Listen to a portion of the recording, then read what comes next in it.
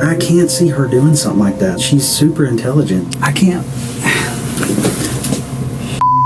This was the instant Zach discovered his wife Ashley was a hidden killer. Authorities located Taylor Rice, a companion of his wife, deceased on his land. Investigators believe Ashley was the culprit, yet Zach refuses to accept it. Unbeknownst to him, he was moments away from the most jaw-dropping revelation of his life in the interrogation chamber. Can you tell me how you came to know Taylor? Through working PI cases. Okay. She'd come over to our house every now and then. She met my wife. They became friends. Did you guys ever have a falling out or? Never. From doing this job for so long, I would just pick up little lies from her. Stuff just didn't start seeming right. She would disappear for days. You couldn't get her on the phone. Greg and I would try to call her. You couldn't get her on the phone. Taylor was known to vanish for days at a stretch, but this instance was unusual. She hadn't been spotted for more than a month before she was eventually discovered. At first, officers thought her vanishing act was nothing unusual, but she had abandoned all her belongings at home, and the few messages she sent to her friends were written in a tone she normally didn't use. I mean, I'm sure now you've read the news and everything. Yeah. You kind of know the date that we're talking about. Have you had a chance to go back and pinpoint where you were on the 8th of September? It's I can't remember, but I'm trying to do the very best I can so I could tell y'all the best I can. I went to the bank yesterday to pull my statement. I know I ate lunch at the seafood place at 9 Mile in Pine Forest. I ate there, and I remember eating by myself, and I remember Ash not being able to make it because she was tied up with work. Taylor was last spotted on the 8th of September, so Zach tries to recall what he was up to that day.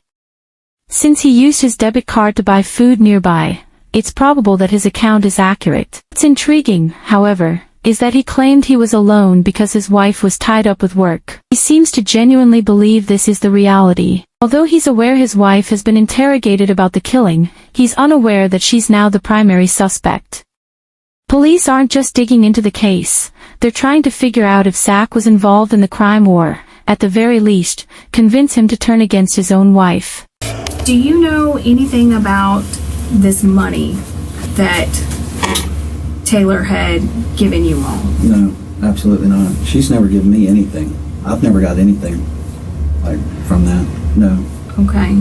Do you know anything about your finances? No, to be honest. I give her when I work a case or and I got a settlement from my attorney, I hand it straight to Ash. She takes care of everything. The money the investigator is referencing here refers to a total of $34,000 that Taylor had entrusted to Ashley for safekeeping. Taylor was in the middle of a divorce and wanted the funds kept separate from her own accounts. However, instead of securing it in a safety deposit box as promised, financial records indicate Ashley deposited the money into her personal accounts. By the time Taylor requested it back, Ashley had already used it all. Interestingly, Taylor only asked for the money's return on September 8th.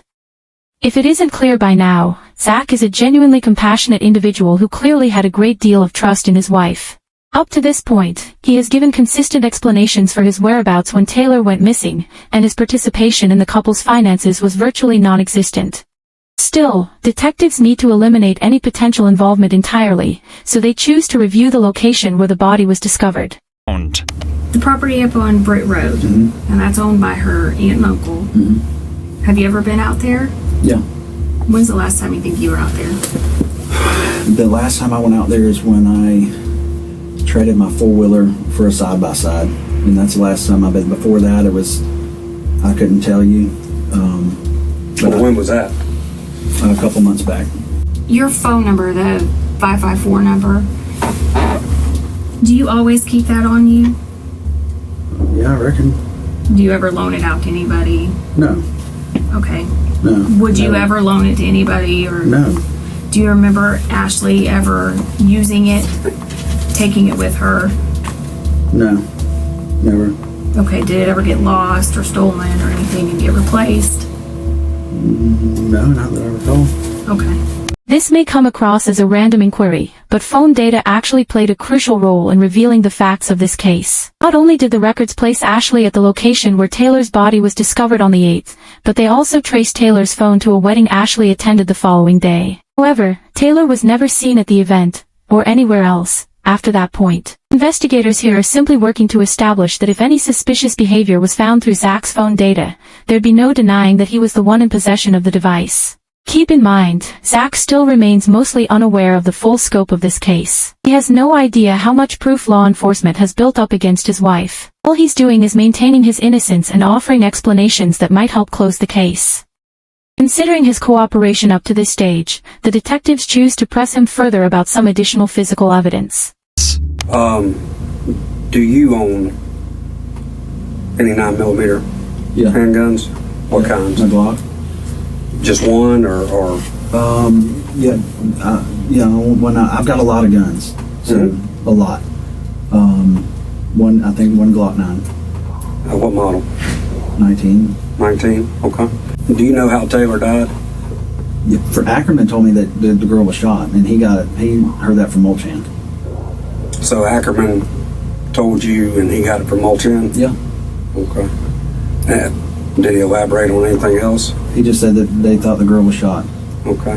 Did you ever buy Ashley a gun or anything of that nature? Man, over the years, yeah. I bought her a 380 one time. What kind? PPK. Okay. And does she carry a firearm? I haven't seen her one in quite a while. Not at all. Mm-mm. Do you own a 38 airweight? Yes. And she used to, that's the last thing I ever remember seeing her with was a 38 airweight. And that was, I haven't seen her with that in I don't know how long. I mean, I'm interested. Did you kill or participate in the death Absolutely not. I would Whatever. never. Ask this question. Okay. Whatever. Did you kill or participate, or do you have any knowledge? Zero, Jason. Absolutely none. I don't want to be nowhere near it, nothing involved with it, nothing. I know nothing about it.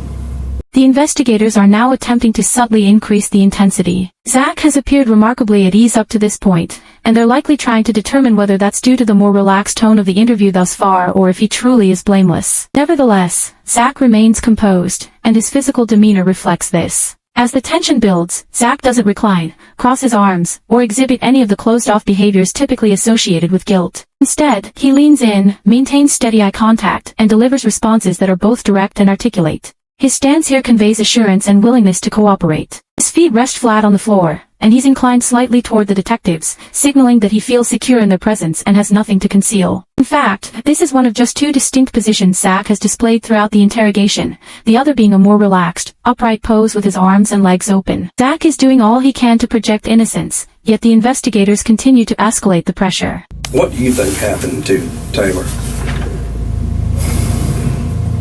I couldn't tell you, Jason. I mean, I don't know.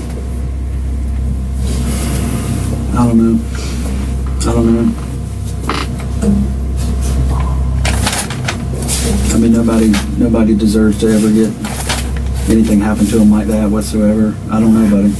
I don't know what happened to her. And, I'm asking you,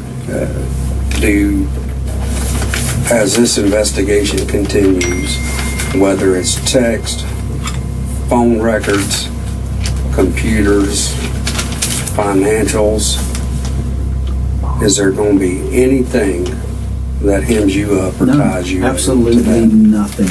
Well, and not just being involved in the actual murder, but as far as, afterwards. Helping conceal. If any person in this world was like, hey, Zach, come help me do something, I would run from that mother as fast as I could. Well, I mean, just hell, it's all over the news. Yeah. You've read it. Yeah, I've read Right. it, and And I mean, trying to swallow it and figure it out. I mean, it's like, it's terrible. but you've read it, so you know at least some of the details. Just based upon that and your knowledge of the job that we do and the job that you used to do, what's your thought? Feelings aside. Just logically. I can't see her doing something like that. I mean, she's super intelligent. She's got a criminal. I mean, Master's degree. Yeah, or is it master's or I don't know, one of the two. And that's just sloppy. I mean, that's sloppy. I can't see her doing that. There's clearly a lot running through Zach's mind at this moment. He obviously doesn't want to accept that his wife could have taken someone's life, but his background as a private investigator, combined with the overwhelming evidence against her, logically has to be leading him to a different conclusion. In addition to the bank records and phone data, Ashley was even recorded on surveillance footage at a hardware store buying the exact same kind of cement that was used to seal Taylor's grave. By this stage, however, the investigators have gathered everything they need. Zach pauses briefly to consult with his attorney and proceeds to sign a warrant granting them access to all of his phone records. In the end, Zach is found to have no involvement and is permitted to return home. His wife, on the other hand, was a completely different case. We, the jury, find the defendant, Ashley MacArthur, guilty of first-degree premeditated murder with a firearm as charged in the indictment. Ashley MacArthur received a life sentence in prison, with a required minimum of 25 years, and is currently carrying out her punishment separated from her husband, confined behind bars.